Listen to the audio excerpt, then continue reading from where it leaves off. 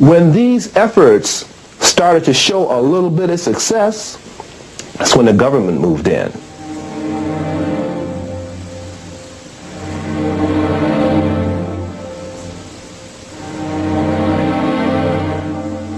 COINTELPRO was the code word for counterintelligence program, and it was a program that the FBI created in 1956 to go after the Communist Party with intentions of trying to neutralize the party, put it out of business. In 1967, they start what became known as MH Chaos, a code word for illegal domestic operations within the United States. We can say that the COINTELPRO was a kind of codification for white supremacy in America, because the function of the FBI was to preserve white political, social, economic supremacy in America. Counterintelligence staff under James Angleton was not the only CIA office which was involved in illegal operations within the United States and with the general attempt to get information on the foreign hand in the protest movement. The Office of Security was another major effort by the CIA. I've seen top secret documents from the White House authored by Nixon communicating with J. Edgar Hoover specifically about the Panthers. Hoover had, well, if you want to call it an enemy list, had lists, but it's difficult to say what Nixon's men had. They pulled the Watergate, so I guess they could do just about anything. The Black Panther Party was looked at as the #1 threat to the internal security of the United States of America. These are word-by-word, verbatim quotes from J. Edgar Hoover. The year of '69, every branch and office of the Black Panther Party in one way, shape, fashion, form, or another was attacked by the power structure, law enforcement agencies, and so on. And people walking around out there like walking wounded, you know. It's just like they've been in Vietnam. Victims of gun battles and sieges and isolation and torture and destroyed families and dead parents. But nobody knows about them and nobody really cares. And that story is one that hasn't been told yet.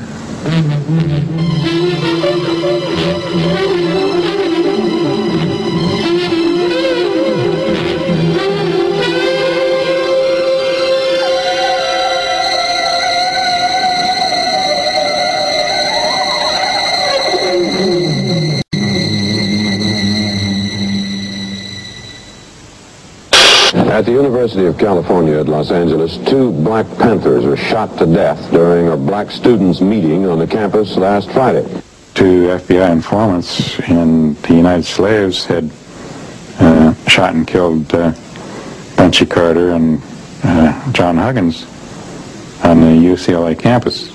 Us organization slapped a member of Black Panther Party at the time, Elaine Brown. Was doing with John Huggins, so when she told him that somebody from the US organization had slapped her, he pulled his pistol out. This is when the 2 brothers, supposedly Steiner brothers, supposedly steps out from behind the doors and open fire and kills John and kills Bunchy. And the FBI agent who was controlling 2 informants was concerned that some white students might have been shot on campus. The members of the US organization were taken from the crime scene with the FBI.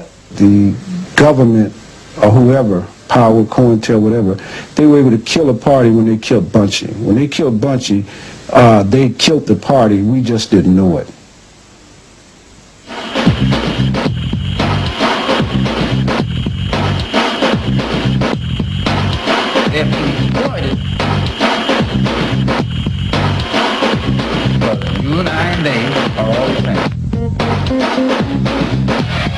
I believe it was April 1st, 1969. We were taken down to the Manhattan District Attorney's office in the wee hours of the morning after having been roused from bed by teams of machine gun-toting policemen.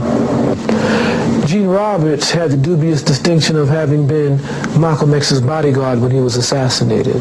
He was one of the major agents in the Panther 21 case. They brought us all in and put us in one room. They brought Ralph White sedan, the other undercover agent with his sawed-off shotgun, and they brought him in with his head down like he's under arrest, took him in another room, and they had Gene Robinson sitting in another office sitting down looking like he was depressed, like he was arrested. And it was down there that we realized that there were 3 undercover agents that were actively involved in framing us for the charges for which we were arrested. After they get the conspiracy charges on you, they let the agents out the side door, and they go back out in the community as nothing's wrong, or they were still Panthers when they wasn't Panthers at all. They were just agents that infiltrated the Black Panther Party. Most of the Panther 21 spent 2 years in prison. After a trial that lasted 15 months, a jury came back with a not guilty verdict in 45 minutes on all 150 counts of conspiracy. It was a colossal victory to have defeated the state's attempt to criminalize the leadership of the Black Panther Party.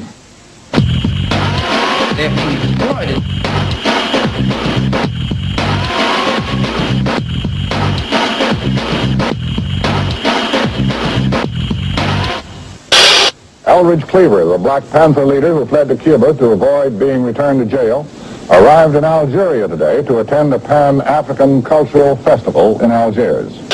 FBI Director J. Edgar Hoover today asserted that of the black extremist groups, the Black Panthers represent the greatest internal threat to the nation. In his report for fiscal year 1969, Hoover said the Panthers have perpetrated numerous assaults on police and have engaged in violent confrontations throughout the country.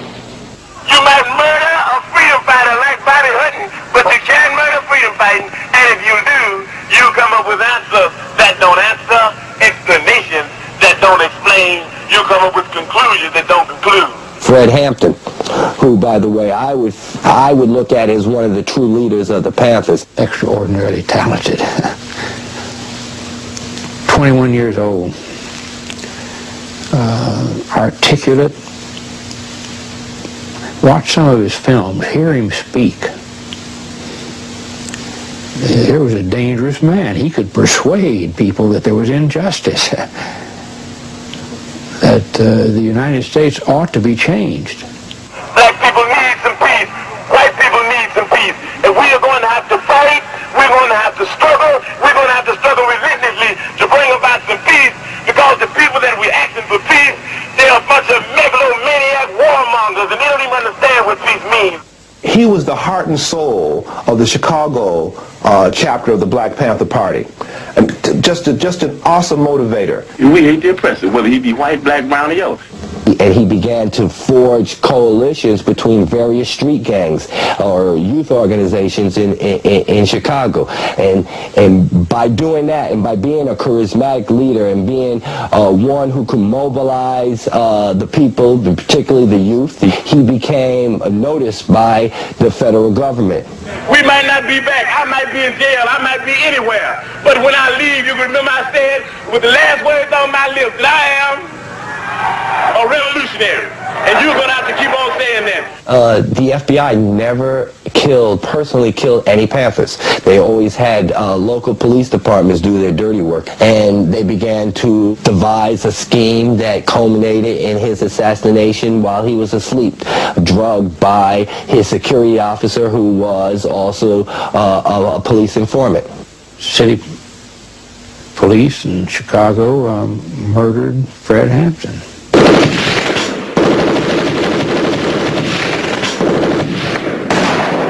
It had happened apparently about 4 o'clock in the morning on December 4th. I didn't hear about it until 6 o'clock that night because I wasn't in town. And they popped this picture up on the screen. Actually 2 pictures, one of Fred Hampton and one of Mark Clark. And I was just stunned. I was staring at the screen and I realized I was crying.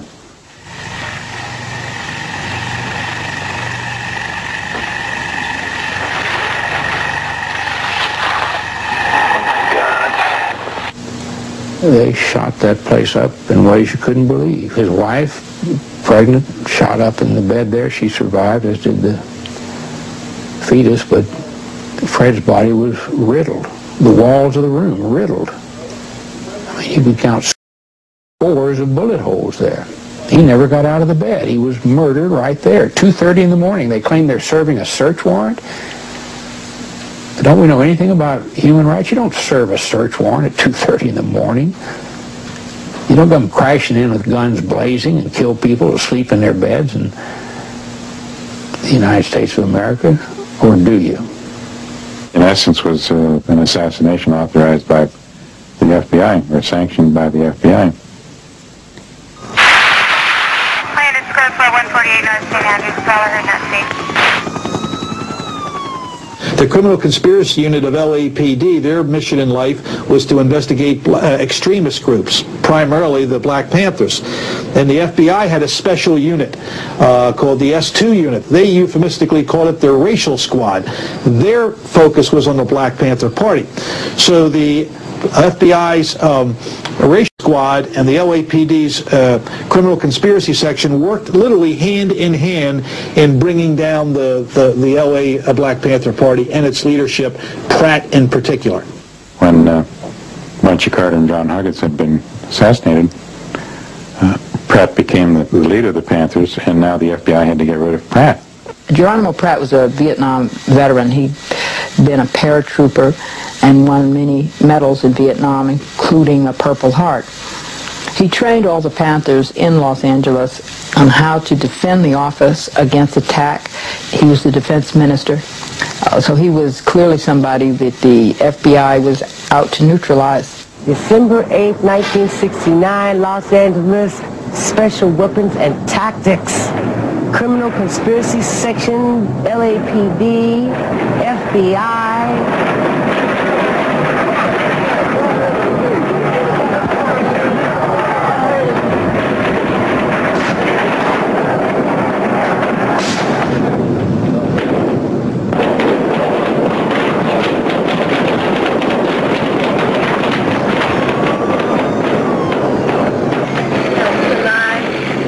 The Black Panthers, as we all know, were destroyed as an organization through these illegal FBI operations.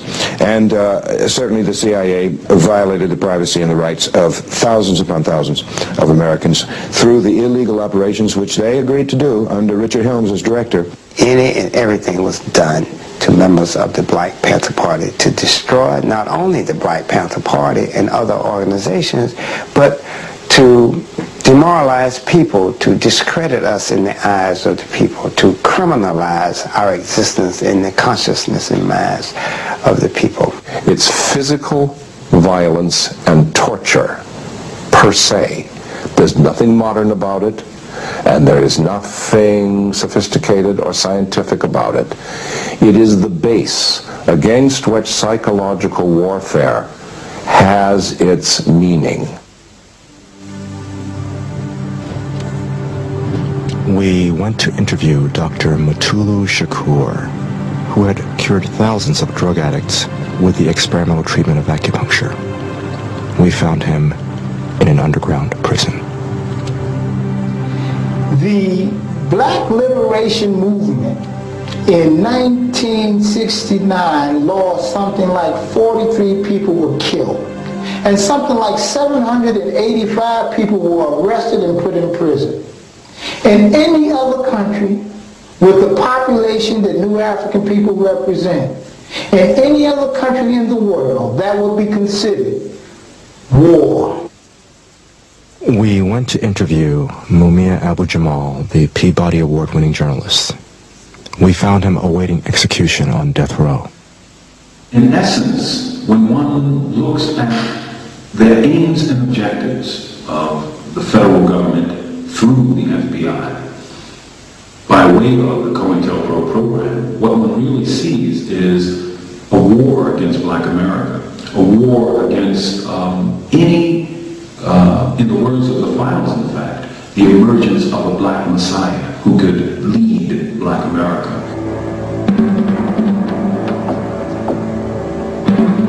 In 1970, there were tremendous trials. The United States government began to try to sweep up all of the leftovers of the 60s into these major conspiracies. And they had the Black Panther trial, the Chicago 7 trial, the LA 17 trial, the Wilmington 10 trial, RNA 11 trial. There was just tons and tons of these types of trials. Many of our people went to the wayside psychologically, emotionally, and physically. 15-hour shootouts, Philadelphia, New Orleans, Los Angeles, San Diego, the frame-up of hundreds of Panthers across the country on ridiculous, trumped-up charges. I was arrested. I was 19 years old. We were the first Waco. The New Bethel incident, when the police came in, the Detroit police came in there to try to shoot up everybody in that church, men, women, and children, were having a peaceful demonstration to try to kill them. They were shooting under the pews. They were shooting at little children running and crying.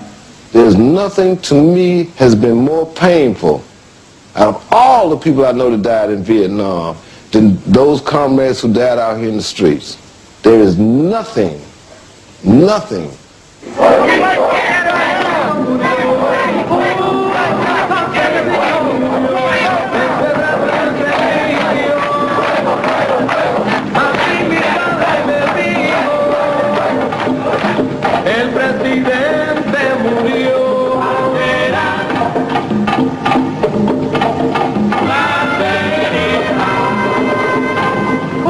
1970, my good friend Julio Rodin of the Young Lords Party was killed in the New York prison called the Tombs.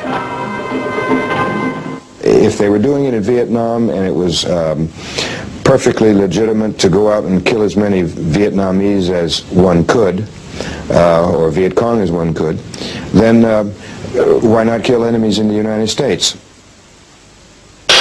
Today, a judge set Newton free on $50,000 bond to await a new trial. Newton's last trial and manslaughter conviction were overturned by a higher court this year, so now he'll be tried again. And in the meantime, he is out on bail. He is back on the street.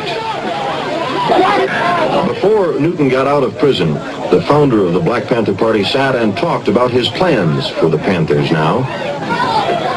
I plan to go on with our expansion, and also to make even a stronger tie with the struggling people of the world, because they represent 2/3 of the people.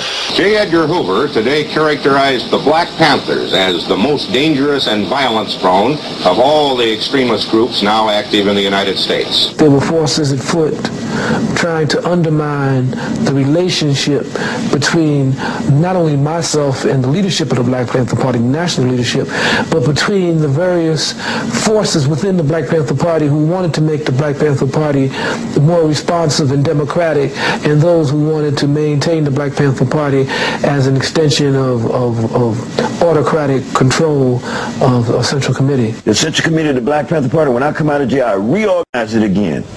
Huey and them was actually opposed to this. I said, no, we have to have a broader Central Committee.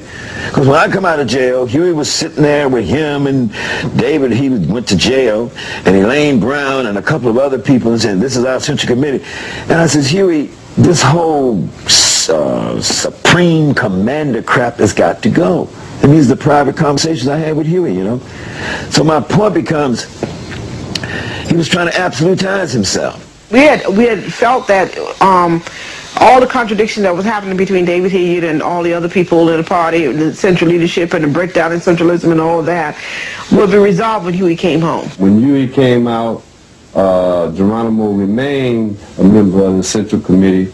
For whatever reason, Huey, after he got out of jail, he wanted to have the total control of the party, but the way the party was set up with the Central Committee, that was impossible. Geronimo, being one of the strongest personalities on the Central Committee, just had to be eliminated. It was around this time that Elmer Geronimo Pratt was captured and branded as a agent by David Hilliard and the Central Committee of the Black Panther Party on the West Coast. Of course, this was a total fabrication. Geronimo was not an agent. In fact, the individual who pointed the finger at Geronimo and declared him an agent, Melvin Cotton Smith, was himself a police informer, an agent, who was assigned to Geronimo by David Hilliard. A split apparently has opened in the leadership of the Black Panther Party. On a San Francisco television talk show, Huey Newton, in the studio, talked with fugitive Eldridge Cleaver, speaking by telephone from Algeria. Cleaver said a purge of Black Panther members is tearing the party apart, blamed it on David Hilliard, and demanded the ouster of Hilliard as Panther Chief of Staff. Many of those confrontations, both on the West Coast and between the East Coast and the West Coast, happened because of the COINTELPRO program, what they call Program Brown Mail. They would write to one person and sign their letter. They would write to another person and sign each other's person's signature. And it really cracked the Black Panther Party in two by creating two factions. All of this was happening at the same time that Huey Newton was planning his itinerary to come back east, and the government used the hysteria and the paranoia around these issues to give Huey the impression that the New York Panthers were unloyal to him. They wrote to people in my name, signed my signature. And these were crazy letters that were written by the FBI. And Jeff Fort got a letter from Chairman Fred. Of course, they thought those letters were from each other. And the tone of the letters were incendiary. Or you're a punk. If I see you, I'm going to, shoot you. You're a coward. If you had guts, you would come down here. I mean, it was literally an attempt by this government to incite violence. COINTELPRO was the whole cause of the split between the different faction in the party that caused the death of Sam Napier. In terms of the actual physical integrity and well-being of the Panther, Sam Napier might have been the most important person. The newspaper was the most important entity and tool, an institution that the Panthers had. And he was in charge of the paper. The loss of Sam Napier wasn't just the loss of a person who was a paper salesman. It was like a spirit in the party, a strong, positive spirit that permeated the whole party. You lost like a friend, a brother. Robert Webb was the ranking Panther in the entire East Coast. He had the rank of Field Marshal, which was a Central Committee position. It was an underground secret rank. The police knew who these people were. The police knew that they had orchestrated this conflict.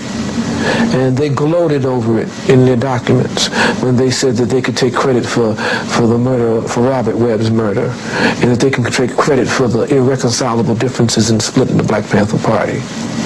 When Huey Newton came to the Northeast, we in New York were responsible for his security. The government knew this through their agents and through the mail.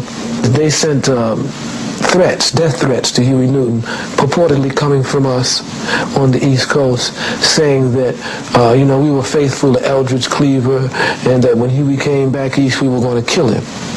And it was up at Yale University that Huey Newton sort of like got extremely paranoid. I was told that I was suspended from the Black Panther Party for threatening his life. So life is very tough, and a funny thing happened to all of us on the way to the grave. Huey, David sent me underground with Geronimo, but with no intentions of us being successful, but with the intentions of us eventually being killed. I think their plan was that we would be killed by the police. We would then become martyrs. They would be able to raise us as martyrs and go on with their own program. I followed orders, did what I was supposed to. Geronimo followed orders, did what he was supposed to. And then we end up being in the middle of the split between the Black Panther Party, and they use that as a reason to expel us and to break with Eldridge. And at the same time that this was going on, the Panther 21 in prison were contemplating writing an open letter criticizing the leadership of the Black Panther Party around various issues. There was only two things that could happen, that if we could either spend the rest of, go to prison or the cemetery. And knowing that people like Twyman Myers and Robert Webb and Sam Napier and Fred Bennett And Fred Hampton had made the ultimate sacrifices. That meant that we could either back up and give up and let them win, or we could struggle against it. On one end, we had the Huey people who were out to do us in, and on the other side, we had the government who was out to kill us. So we were in between the rock and the hard place. Out of that came the birth of the underground, the Black Liberation Army, the armed wing of the Black Panther Party, whose stated purpose was to start and initiate an offensive military campaign against the forces of reaction. BLA came into being when those who did political work above ground, when they were more or less from the repressive forces, was forced underground because of their political work in the community. Then they became part of BLA. So basically it was taking the war to the enemy instead of waiting the enemy to bring the war to you. And that's what the Black Liberation Army was about.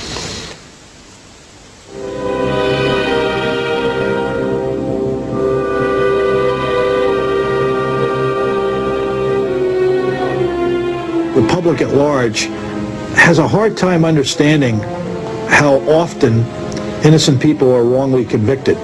The Los Angeles Police Department, the DA's office, and the FBI were determined that Pratt should stay behind bars. And so they tried to find some other case to bring against him.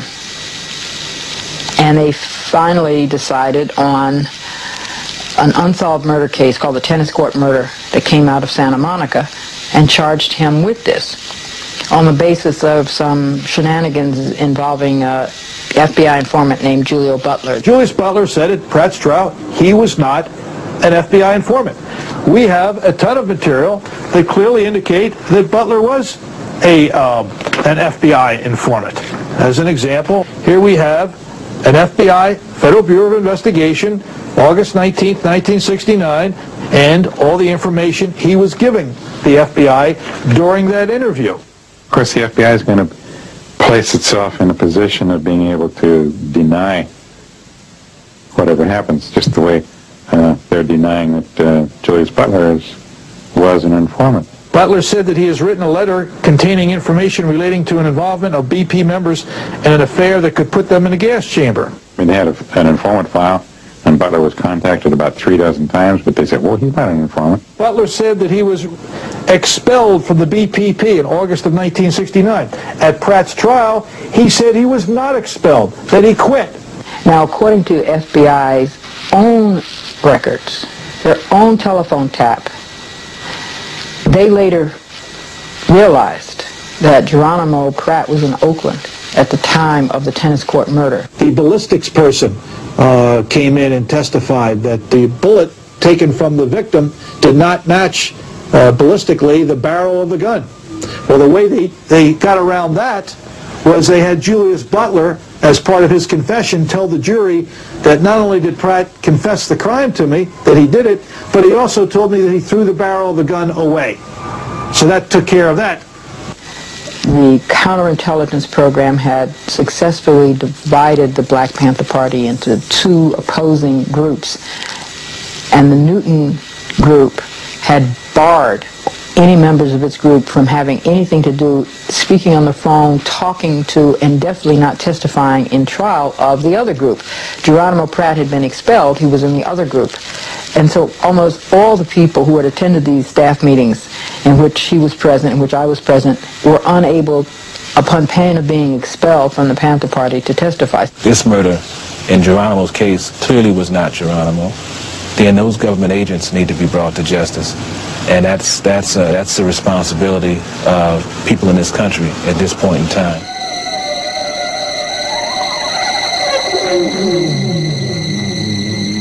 The FBI is considered an attempt to try to smash the Black Panther Party. They stopped actually attacking us. Didn't mean they didn't have no covert crap going on. Infiltration of cocaine into the Black Panther Party, its leadership, Huey P. Newton being the main target. And every once in a while I says, Huey, why are you snorting this cocaine? This ain't the thing. Now, I don't say this because I'm trying to destroy Huey's character. What I'm trying to tell people is you have to learn to know the whole truth. I had clear impression that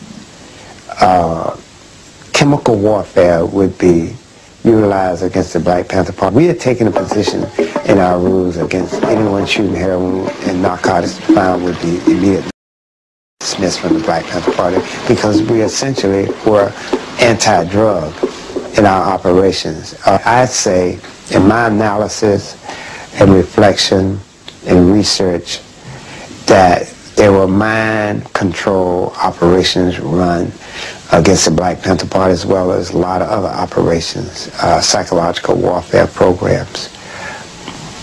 And when I say chemical warfare, I'm talking about chemical substances like alcohol and cocaine. MK-Ultra was what you might call a research program by the CIA to determine if psychotropic drugs, mind-altering drugs, might be used for intelligence purposes, either for chemical warfare, for the interrogation of intelligence assets, or the neutralization of targets. See, you have to remember, if you read some of the COINTELPRO documents, they had a psychological profile on Huey, on me, on Eldridge. They knew they could use Huey, and they knew that they could trick Eldridge into a certain level of thinking.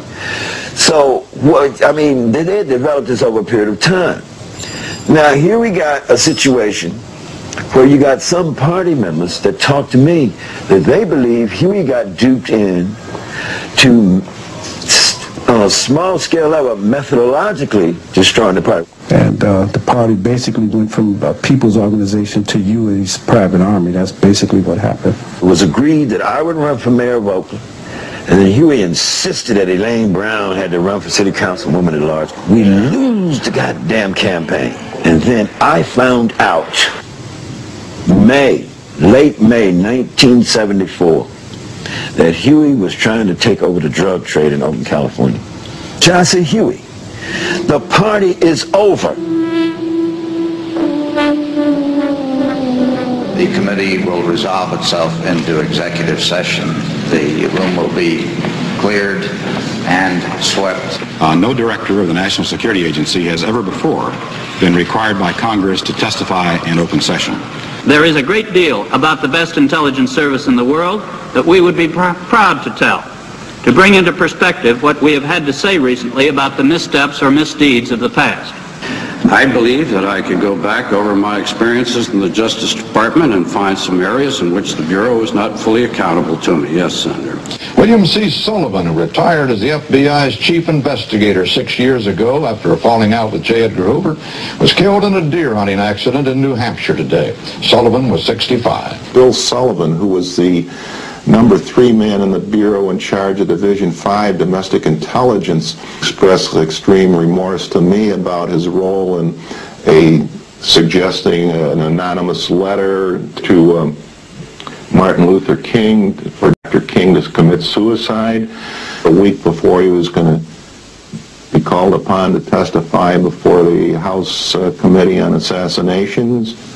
He was out in a pasture near his New Hampshire home, and he was mistaken, supposedly, for a deer by a young man out hunting, and was killed. I understand from the news media that the son was an experienced hunter, and I don't know how an experienced hunter could mistake a man who's dressed in a red plaid jacket for the head of a deer. I mean, I have never seen a red deer, but maybe they're out there somewhere. But if I could get a virtuous woman,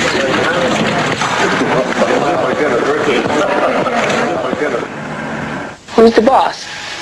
Well, in a human society, there aren't really any bosses, but who is the real leader and who is the person whose words are most meaningful to the party as a whole? There isn't any question about it. I mean, it always, that Huey is that person.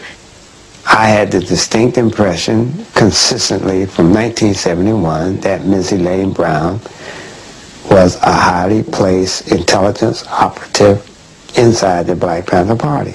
I think Elaine Brown came in through Earl Anthony, and she followed the same course of devious type of activities.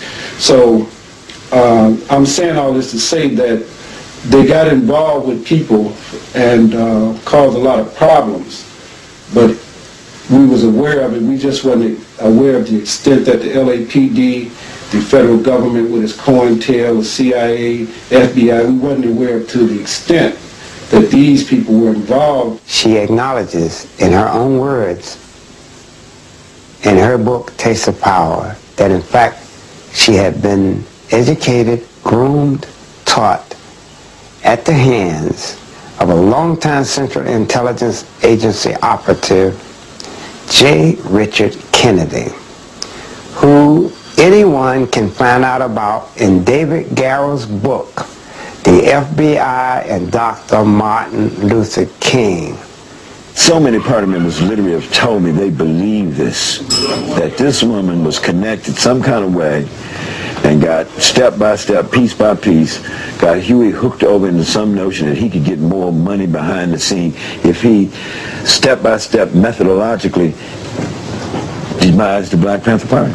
We've always wanted to represent the will of the people. They're not interested in socialism at this time because they believe that they can get their just desserts in this capitalist system. When the people democratically want to change in system to a socialist system, then the party will be the first to have solidarity. John Stockwell, former station chief of the CIA in Angola, he said, well, I want to say this to you very clear. The Huey P. Newton that people see today is a direct result of operations run by the Central Intelligence Agency to ensure that he would turn out the way that he is. Some people have a distorted view of me, and it gives me very much trouble. It adds to the sort of timid personality that I already have. It makes me uncomfortable because I know that I can't give them all of those things that their idol is supposed to. And I don't want to appear to them a fake, but I would just like to tell them that, you know, I'm just another regular human being.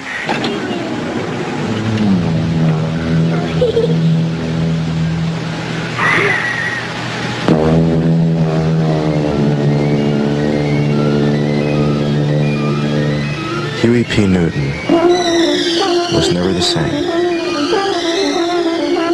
He eventually became Dr. Huey P. Newton, Ph.D. He eventually became a crackhead, and he eventually was assassinated in Oakland in 1989.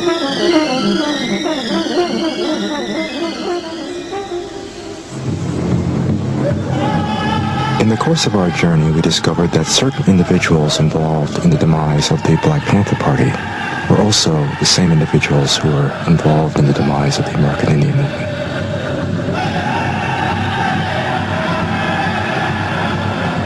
It began in 1973 after the Church Committee hearings, when they proclaimed that they were never going to execute covert operations against dissenting organizations. Yet, at the very time they were conducting such an operation against the American Indian Movement, a program directed towards the American Indian Movement very similar to the program directed against the Black Panther Party. The same bag of tricks in each case. You have a very concerted disinformation campaign. You have the insertion of infiltrators and the development of informants. The use of the infiltrators as provocateurs, attempting to convert bona fide activists into provocateurs or disruptive elements within their own organization.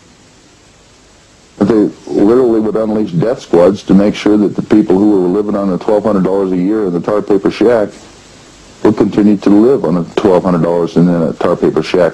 One of the personnel who were involved in persecuting and later framing Geronimo Pratt was also involved in the fabrication of evidence to convict Leonard Peltier. This was an FBI agent by the name of Richard W. Held.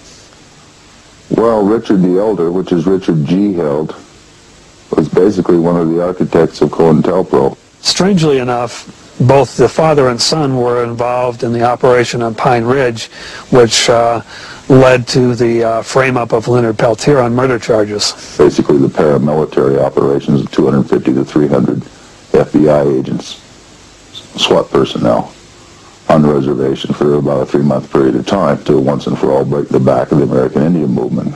armored personnel carriers with heavy machine guns, M16s wearing camouflage uniforms, overflights by Phantom F-4 reconnaissance jets and Huey helicopters, and remote sensing devices. It was very much like what was deployed in Vietnam at that time. When the people went into Wounded Knee, there were chiefs and elders and some of the American Indian Movement members. These were the Oglala people. They didn't have any weapons. They went in there peacefully. They were surrounded with machine guns, armored personnel carriers, so the people picked up arms. And, you know, there were no comparison what the government had. We shot back. It was self-defense. The government spent nearly $1 billion in the military operation on Pine Ridge. And that's $1 billion in 1975 or 1973 dollars. That's probably more than all the money invested in social programs on the reservation from 1870 onward.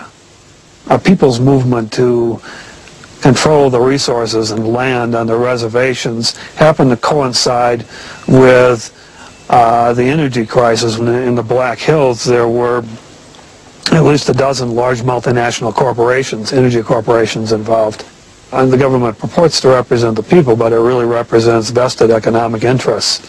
The movements that are working for positive social change threaten the interests of the transnational corporations, and the government is essentially an instrument of corporate policy.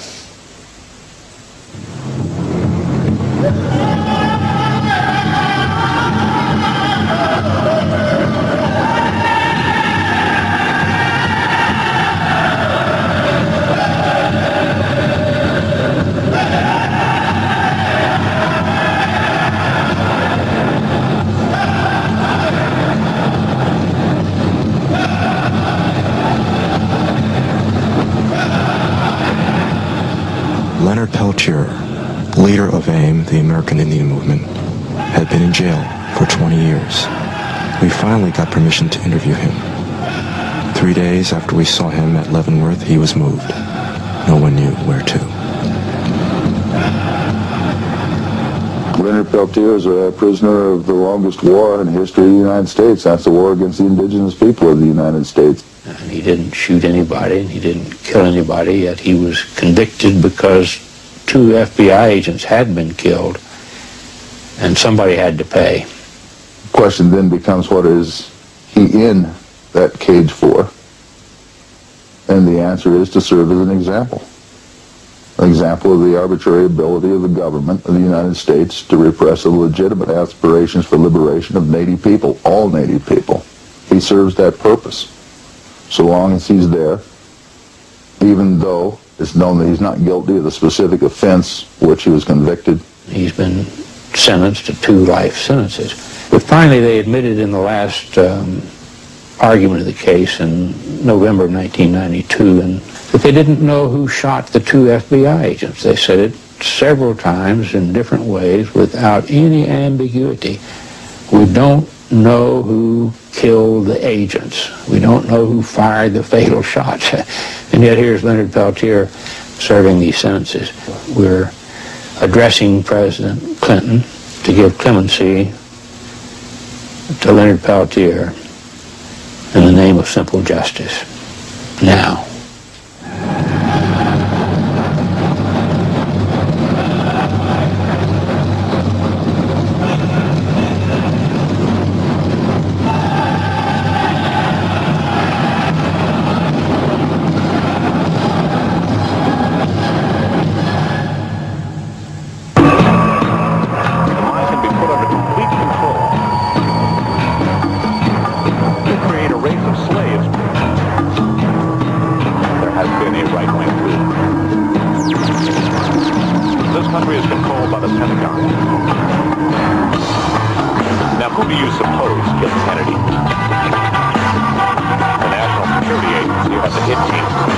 The United States Army, of course, has its contingency plans for putting down civil disturbance in the United States. They had these programs in the 1960s called Cable Splicer and Garden Plot for entering onto the scene in the event of civil disturbance in the United States.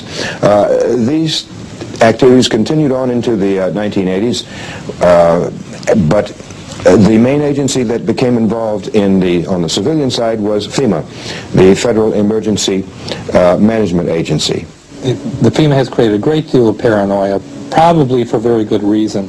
Their whole reason for existence is to take control and keep things going in time of a crisis of, earthquake or military crisis. And in the instance of a military or political crisis, we don't know what extremes they're willing to go to. They've drawn up their martial law plans. One of the things that grew out of the military contingency planning, such as Cable Splicer and Garden Plot, was the military assistance to the police forces in organizing these and training these SWAT squads. So these are, in fact, outright militarized police units, even though they are civilian.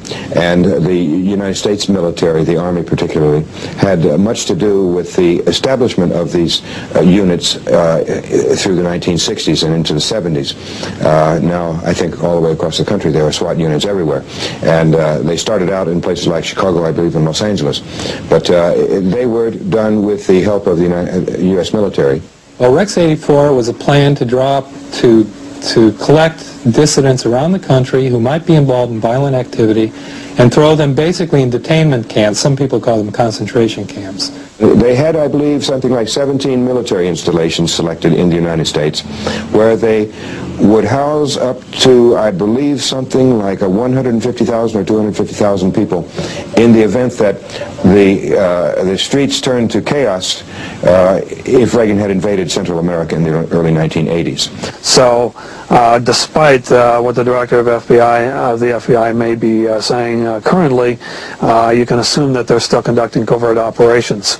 They were going to round up every dissident and every person who took to the street, plus a lot of foreigners, at the same time, because they did not want to have the situation develop as it had against Johnson and Nixon over the Vietnam War. So in the early 80s, Reagan said all he had to, it was all prepared, the statement declaring martial law, suspending the Constitution, and then they could go out and take everybody over to these military reservations, the equivalent of concentration camps, and just hold them there until what he wanted to do was done. The government is definitely shifting intelligence resources to the private sector. And one of the reasons for this is to escape public scrutiny under laws such as the Freedom of Information Act. Freedom of Information Act only applies to government agencies. You have to imagine technology 20, 30 years in advance of what we're using today. All that is classified, and it's classified for a very good reason, because it's being put to criminal uses. Bugging and interception of private communication, the disappearance of privacy, you might say. What's going on now is that there are large private corporate databases that accumulate information on individuals, track their activities, track their economic activities. These corporations would call themselves credit corporations or whatever, but they're essentially intelligence operations. Please listen, my brother and my sister too. Although these lines may not apply to you, we need less killing, less killing, more chilling. We can reach the pinnacle if our mind is willing. Less drinking, more thinking. What the hell is shopping? Our minds, body, spirits, and our bodies is broken. I mean to suggest what the hell is rest, and we can live a little better. I do profess to see the stogie leads to the bottle to the joint. It's a domino effect if you get my point. The joint to the coke to the dope, and you know what? You wake up either dead or broke. If the ultimate weapon is a bigger subsidy, we will use it. It's worth $50 million this year if that's what it costs to buy a $3 million crop. If it'll do the job. Now it may be there'll be social problems and the political problems and the rest, and their embarrassment that won't do the job. My guess is that $50 million wouldn't do it, but it is worth it to this country. If that will do the job, pay $50 million. How it is that the United States, with all its military services, the Coast Guard, the CIA, the FBI, the DEA, and cooperating agencies, including local police departments, how they are not able to suppress the drug trade in the United States, how they cannot seal the borders and stop these shipments coming in, and then the whole distribution system. The nature of the drug use and availability of drugs began to change as the Vietnam War went bad. Specifically, there was a shift from the availability of relatively innocuous drugs like marijuana and hashish on the street to those drugs becoming relatively scarce due to federal drug programs, and they're appearing instead a large quantity of very pure, very cheap heroin. DEA, FBI, CIA, military, they're all into this international narcotics trafficking. So it doesn't mean that any particular target is only the area of one intelligence agency, because there are all kinds of interagency working groups in which they coordinate their activities directed toward a single target. The drug trade always supports the government's internal political agenda. It has never not supported the government's internal political agenda. For an example, the phenomena that we saw with the Nicaraguan situation, which we call the Iran-Contra affair, Iran had less to do with the Iran-Contra affair, in our opinion, than Colombia, because it was the Colombian drug pushers which opened up avenues for finance that the United States government could not get legally from the Congress. Some of the Hmong tribespeople were involved in the production of poppies, and under the CIA, that production greatly increased, and the revenues from the sale of those drugs, which were flown out by CIA proprietary airlines, were used to further finance covert operations by the CIA.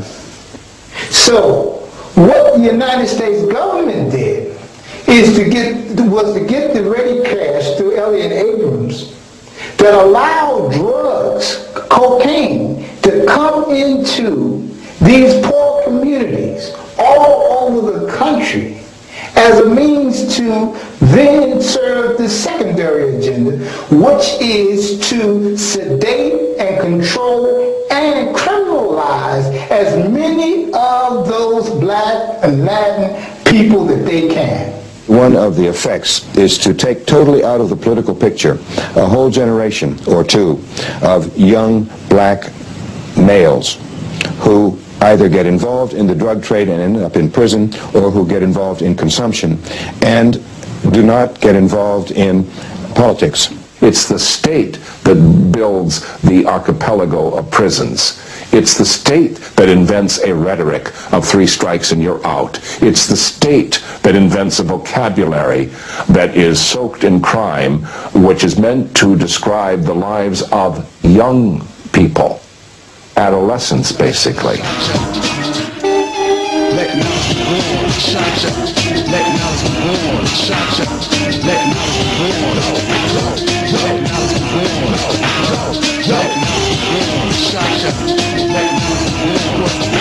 I've spent 19 years in prison in the United States for my political beliefs. You were the symbol that helped sustain me and other African American political prisoners. We love you, and we will not give up the fight. We will not give up the fight. We will not give up the fight. We will not give up the fight. I think we've had political prisoners in the United States for a very long time.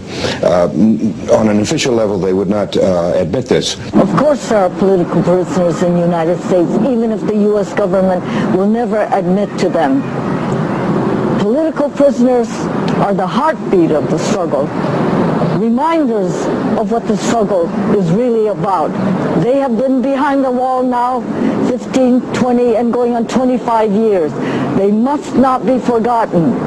So while I'm sitting here in prison today with 115 witnesses, 532 exhibits, electronic surveillance, electronic eavesdropping, no fingerprints, No blood, no weapon, no words, nothing ever said against me.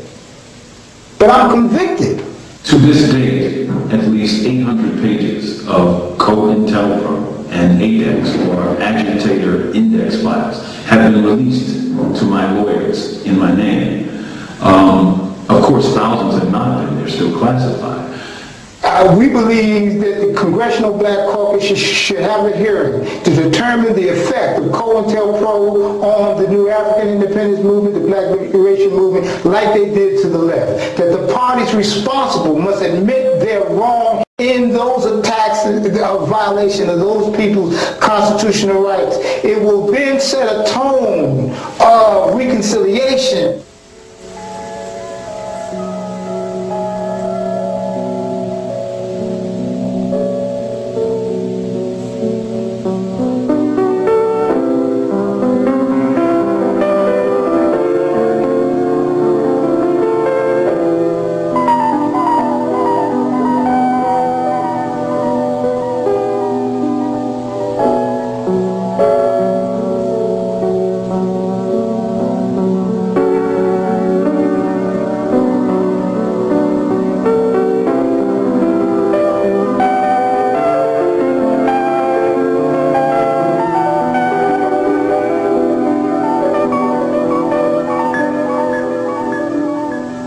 A single stone or a grain of sand, as we are each individuals. If we change ourselves, if we do one small thing, it's much better than people trying to do big things and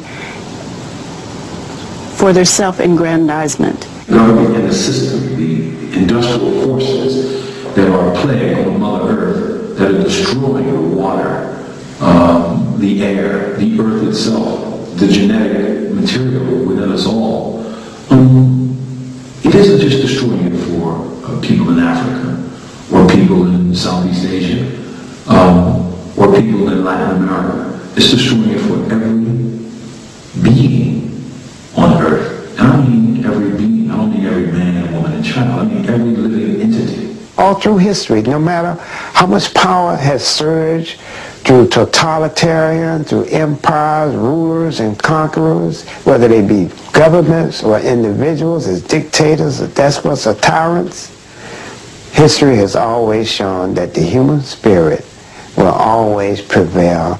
We do not exist as individuals. All of us have a mother and a father. So we come from a collectivity of these two beings. We cannot ignore that and say, well, I am. There is no I am. There is only we are. We are collective. All of us breathe the same air. We share the same sunlight. The feelings that I have in my heart are feelings that you have in your heart. We share spiritual vibrations. Love is natural. Hate is unnatural. Hate breeds hate. So what, you know, but I have never known where you have overcome hate with hate, but you can overcome hate with love and respect. I'll just say it in the words of Bob Marley. Stand up for your rights. Don't let anybody tell you what you can and you cannot do. You can organize, you can educate, you can make a difference. We have to learn how to sit down and talk with each other first.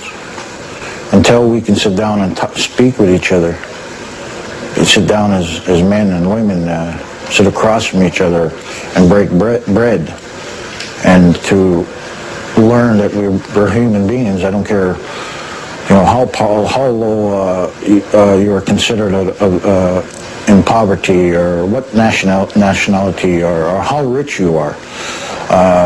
Until we can learn to sit down with each other and discuss the problems, we're not going to be able to accomplish that.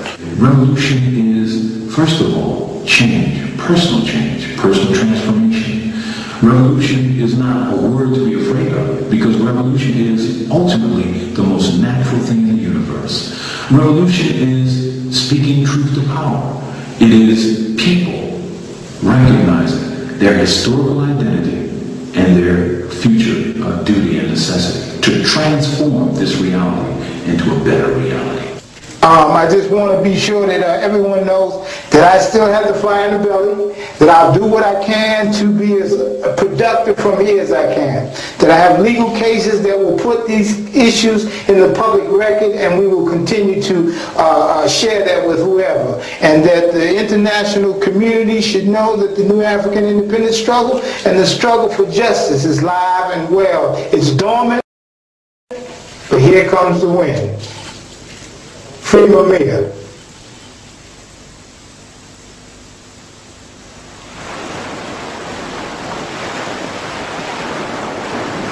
At the end of this journey, let us look inside our hearts with forgiveness, remembering not only the past and all those whose lives were sacrificed to violence, but let us also examine how we are going to survive together as humanity into the future, with peace and justice for all.